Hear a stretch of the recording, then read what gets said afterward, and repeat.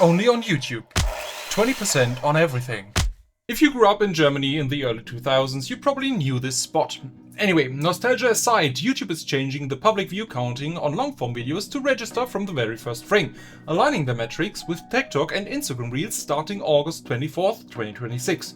Internal estimates project public view counts go up by up to 20%. However, monetizable engaged views remain untouched.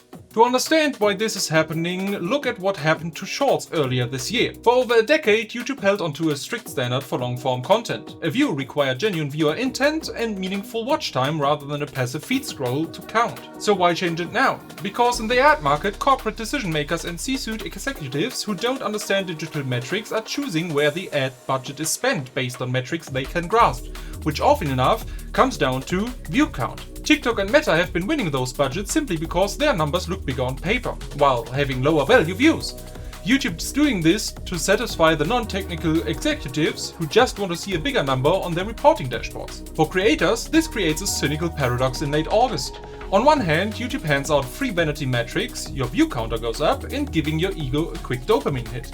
On the other hand, the underlying mechanics of channel monetization haven't changed a bit. Long-form watch time requirements for the partner program remain locked, enforcement on reused content is harsher than ever, and monetizable engaged views remain completely untouched.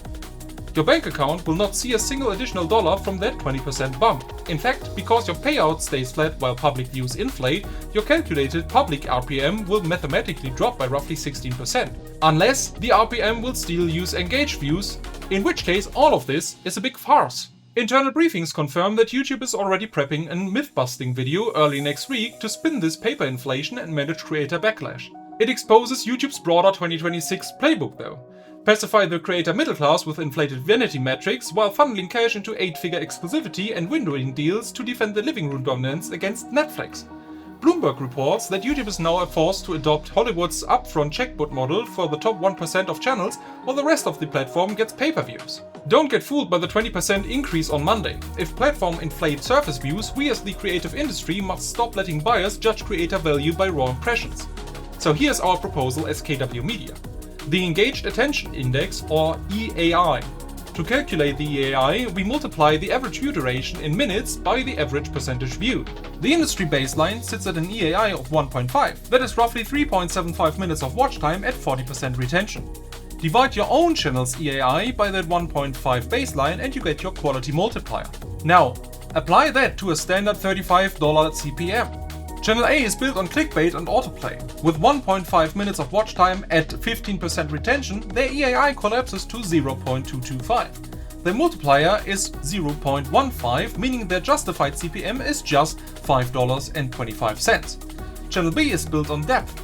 With 8 minutes of watch time and 60% retention, their EAI score is 4.8. The multiplier is 3.2, justifying an adjusted premium CPM of $112. This derived metric combines depth and retention into a single objective score that Frame 1 autoplay views cannot fake.